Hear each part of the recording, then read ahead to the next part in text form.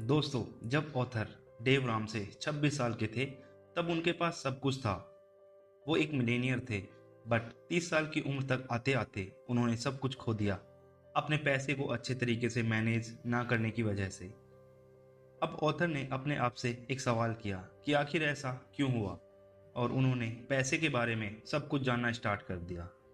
और उन्होंने जो कुछ भी सीखा, वो सब अपनी बुक द टोटल मनी मेकोर में बताया है। तो मैं आज आपको इस बुक के 5 ऐसे स्टेप्स बताने वाला हूँ जिन्हें फॉलो करके हम फाइनेंशियल सक्सेस अचीव कर सकते हैं। Step number 1, no more denial. For example, आप किसी मेंढक को उबलते हुए पानी में डाल दो तो वह एकदम से जंप करके बाहर आ जाएगा। वहीं अगर आप उसे एक नॉर्मल पानी में डालें तो वह मेंढक उस पानी में आराम से तैरता रहेगा। अब चाहे आप उस पानी का टेम्परेचर धीरे धीरे बढ़ाते रहो, वो मेंढक अपने बॉडी का टेम्परेचर पानी के अकॉर्डिंग चेंज करता रहेगा और अपनी सारी एनर्जी उसी में वेस्ट कर देगा। लास्ट में उसके पास जंप करने के लिए एनर्जी भी नहीं बचेगी। इसी तरह किसी की भी फिजिकल हेल्थ एकदम से खराब नहीं होती। आपकी हेल्थ धीरे धीरे खराब होना शुरू होती है। आपकी अनहेल्दी डाइट और एक्सरसाइज ना करने की वजह से बॉडी में माइनर चेंजेस आने शुरू हो जाते हैं, जिन्हें आप जल्दी नोटिस नहीं कर पाते और उसे इग्नोर करके ऐसे ही जीते रहते हैं, जो कि फ्यूचर में आपकी हेल्थ को काफ़ी ख़राब कर देता है। और यही कंसेप्ट आपके फाइनेंस में भी अप्लाई होता है। ऑथर बोलते हैं कि आपको अपने फाइनेंस को अपनी फिजिकल हेल्थ की तरह ट्रीट करना चाहिए। जैसे आप एक रात में अपना 10 केजी वेट लूज नहीं कर सकते, उसी तरह से आप सेम टाइम मिलेनियर भी नहीं बन सकते। आपकी फाइनेंशियल सिचुएशन कभी भी एकदम से खराब नहीं होती, बल्कि आपने पास्ट में लिए छोटे बड़े डिसीजन ही आपकी करंट फाइनेंशियल सिचुएशन का रीजन है।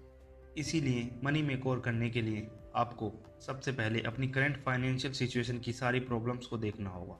चेक करना है कि आपकी इनकम कितनी है, आपके एक्सपेंसेस कितने हैं, आप कहाँ अपना सबसे ज़्यादा पैसा खर्च करते हैं और हर मंथ आप कितना सेव करते हैं।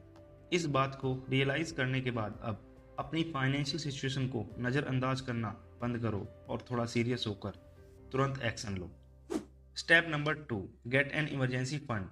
अगर कुछ खराब हो सकता है और आप उसके लिए प्रिपेयर नहीं हैं तो वो ज़रूर खराब हो जाएगा।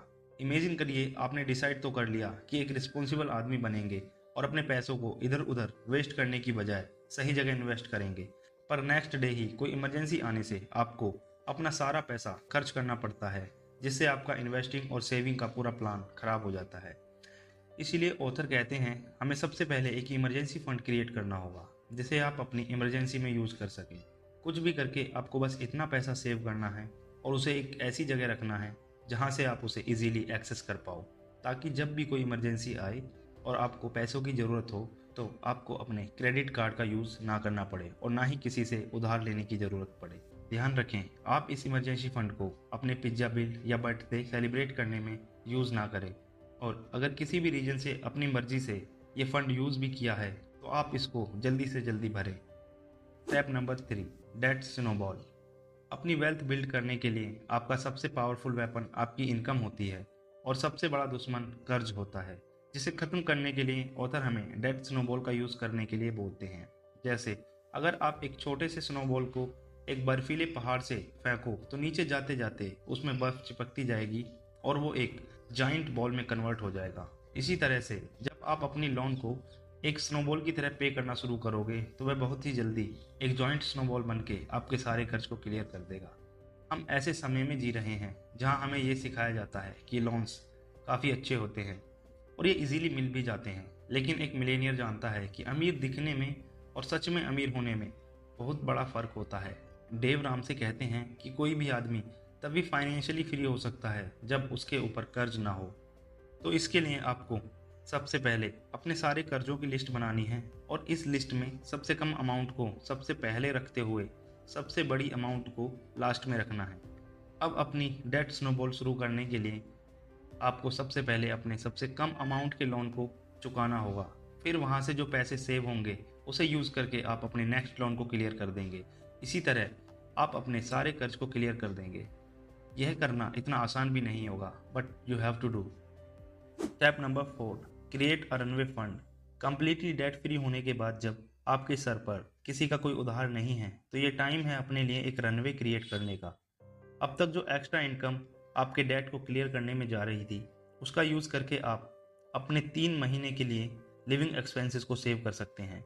अगर आपको किसी बहुत बड़ी इमरजेंसी का सामना करना पड़े, जैसे मान लो आपकी जॉब चली गई, तो आप आराम से 3 महीने बिना पैसों की चिंता करे जी सको, जिससे आपके पास नई जॉब या अपने लिए कोई नई इनकम सोर्स बिल्ड करने का टाइम और पीस ऑफ माइंड रहेगा।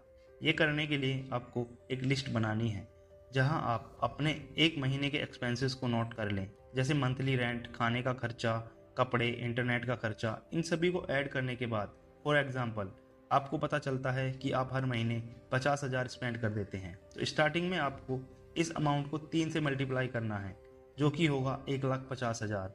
अब आपको जल्दी से जल्दी ये अमाउंट सेव करनी है, जिससे आप 3 महीने के लिए सिक्योर हो जाओगे, और फिर धीरे धीरे करके एक एक मंथ को इंक्रीज करते जाओ। आपका गोल होना चाहिए 12 महीने का रनवे फंड क्रिएट करना, क्योंकि ऑथर कहते हैं कि कंप्लीट फाइनेंशियल स्टेबिलिटी के लिए आपके पास एटलीस्ट 1 साल का रनवे फंड होना चाहिए, ताकि आप 1 साल तक बिना इनकम जनरेट करे अपनी लाइफस्टाइल को मेंटेन करते हुए सरवाइव कर पाओ। Step number 5, invest and enjoy. अब तक आपने देखा कि ऑथर आपको लाइफ एंजॉय करने से रोक रहे हैं और बस मेहनत करवाते जा रहे हैं, लेकिन ऑथर कहते हैं कि फाइनेंशियल फ्रीडम के बाद एंजॉय करने में जो मजा है वो उधार लेकर मजे करने में नहीं है। फाइनेंशियल फ्रीडम अचीव करने का एक सिंगल तरीका है, जहां आपको अपनी लॉन्ग टर्म गेन के लिए शॉर्ट टर्म सेक्रीफाइसेस करने पड़ते हैं, और आपने खुद को अगले 1 साल के लिए फाइनेंशियली सिक्योर भी कर लिया है। तो अब टाइम है अपनी फाइनेंशियल फिटनेस को मेंटेन रखने का। जैसे आप बहुत मेहनत करके फिजिकली फिट हो जाते हैं, तो अब आपको बस सिंपल मेंटेनेंस की ज़रूरत होती है अपनी बॉडी को मेंटेन करने के लिए। सिमिलरली अपनी फाइनेंशियल हालत को मेंटेन करने के लिए ऑथर कहते हैं कि आपकी इनकम का एटलीस्ट 15% जो आप अपने रिटायरमेंट के लिए इन्वेस्ट करें, इसे आप अपनी कैपेबिलिटी के हिसाब से इंक्रीज भी कर सकते हैं।